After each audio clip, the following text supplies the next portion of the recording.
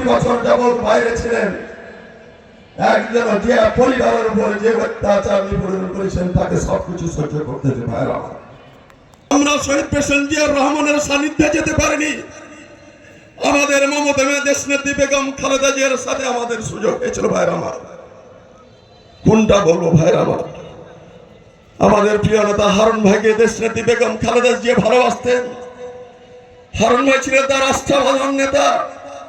চাঁপাইনবাবগঞ্জে যা কিছু উন্নয়ন হয়েছে 80% দেশনেত্রী বেগম খালেদা জিয়া হারুন ভাইয়ের হাত ধরে দিয়েছেন। প্রিয় ভাই, সে নেত্রী আমাদের মাঝ থেকে চলে গেল। আমাদের শুধু এখন কাজ, শুধু দোয়া ছাড়া আমাদের কিছু কাজ নাই। আপনারা সবাই দেশনেত্রী বেগম খালেদা জিয়ার জন্য দোয়া করবেন। আপনারা দেশনেত্রী বেগম খালেদা জিয়ার দুহাত তুলে দোয়া করবেন।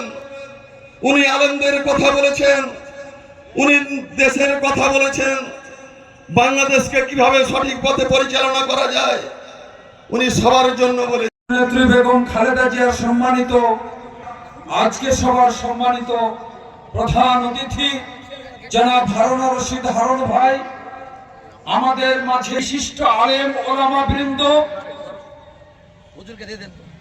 আমাদের মাঝে উপস্থিত বিএনপির সকল পর্যায়ের, বিএনপির ডাকে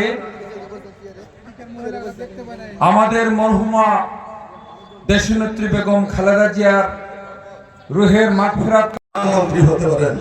সবাইকে ধন্যবাদ জানিয়ে আমার সংক্ষিপ্ত বক্তব্য শেষ করলাম। খোদা হাফেজ। বাংলাদেশ নবাবগঞ্জ সদর উপজেলার সাবেক সম্মানিত সফল চেয়ারম্যান